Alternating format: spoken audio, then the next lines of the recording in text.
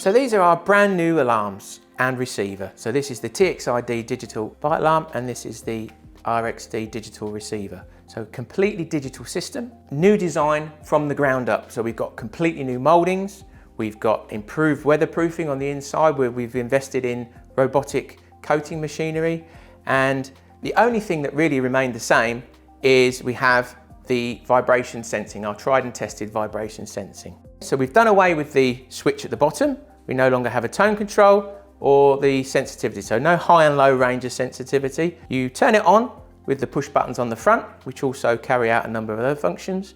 You have the V for volume, and we now have R. R is for response, okay? So you set the response level that you want to your setup and to your line movement, okay? So you increase or decrease the response.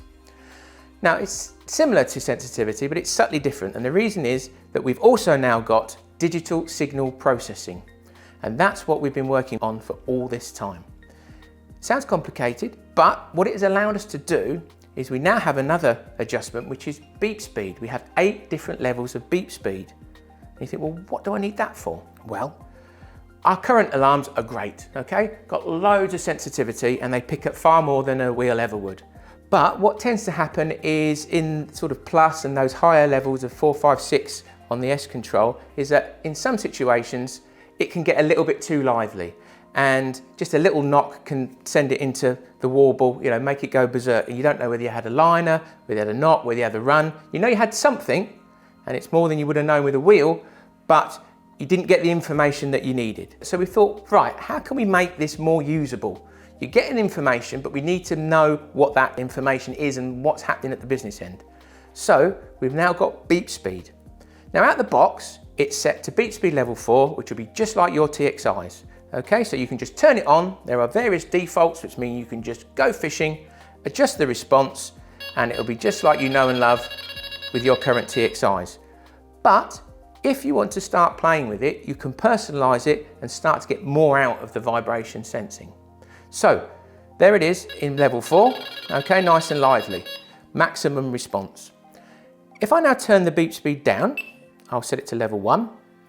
Okay, do that with the push button 1 on the left. I haven't changed the response. The response is just the same, so well lively, but I have slowed down the beeps. So what this means is we've now brought back the speed relationship. So no longer is it going berserk as soon as I get a knock. I now can slow the beeps down to get the feel that I want from the setup that I've got. I can increase those beeps slightly, so I can go up to level 2. Okay, so it starts to get a bit faster. And what it means is now you can start to use higher levels of response without it going into that meltdown, that warble straight away, which means you know more about what's going on at the business end. So if you're fishing up against a snag or where you need that extra response levels, you know more about what is happening. So whether you've had a knock, a liner, or a run, you can now tell the difference. Conversely, you can do it the other way. So you can reduce the response. If you're fishing on a big pit where the waves are coming in and it's knocking the line, you really don't want any false beeps at all. And then you can increase the beep speed up to maximum, up to level 8, which means you'll get more beeps when you get a run. So you can use it both ways. That gives you much more flexibility and it will remember your settings. So once you've found that magic sweet spot that you like, which you'll use most of the time, once you've set that beep speed level that you like, you just tweak your response and then you're ready to go. There are also other various things. You can adjust the LED brightnesses. There's 8 levels. There's day and night settings. So you can toggle between the two. That's daytime. That's nighttime. They're presets, or you set that personal preference that you like. The main thing is that beep speed. That is the big thing that we've been working on these alarms to give you that increased way to personalize and get the best out of the vibration sensing. We also have a fully digital receiver. So it's a digital radio, digital circuit, so we have more range, better battery life, and much better performance. We've also added some really nice features as well. One of those features is DND, do not disturb.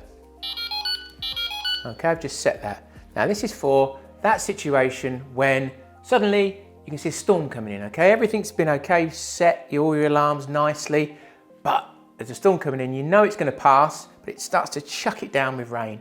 and everything's bouncing around and you're getting all them false bleeps. You didn't want to get out the bivvy and readjust everything. It's really annoying you. Well, D&D helps with that. And so what that does is it will ignore all those single knocks that you're getting. But if I get any activation that goes on for about 4 seconds or more, it kicks in. And what you can do then is, as soon as that storm's passed, you can turn it off, or it will automatically time out after 15 minutes. If you want to, you can even lock it on. So if you were fishing at night and you wanted to get a good night's kit, being a bit lazy, say, look, I only want to know if I get a full-blown run, you can actually lock D&D on, and then you'll only get an activation when you get a full-blown take. Another nighttime setting that we have is run light. Okay, so if I get an activation and anything that goes on for about 4 seconds or more, all the LEDs light up. So that now is giving you emergency lighting in your bivvy. So you can get out your sleeping bag, get your boots on, get outside and see what's going on. It's not something you're going to read a book by. It's not meant for that. It's just emergency lighting. It stays on for about 20 seconds, but you can see then what's going on. You probably put it above your head when you set, so it lights up your bivvy. What we've also got now is 3 levels of range.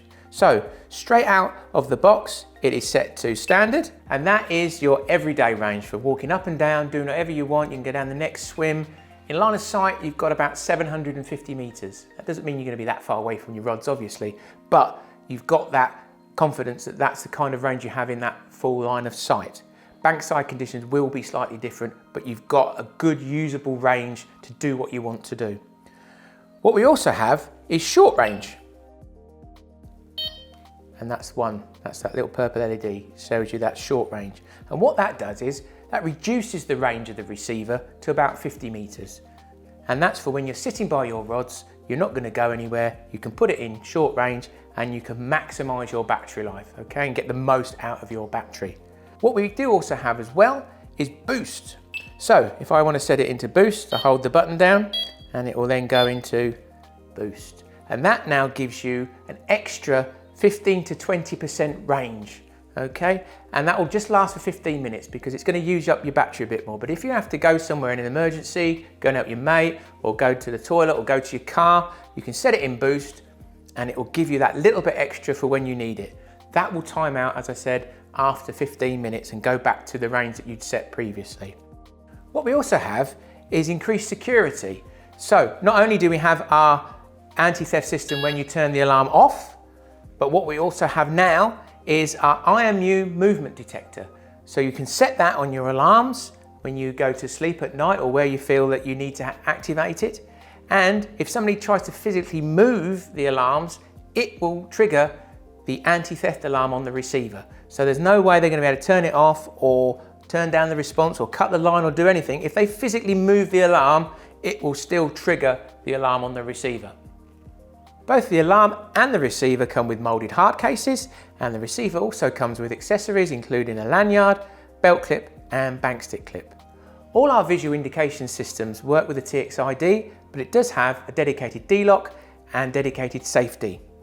Out the box, the alarm comes with a standard bolt, but the hard case is designed to fit over the alarm when the safety back is fitted.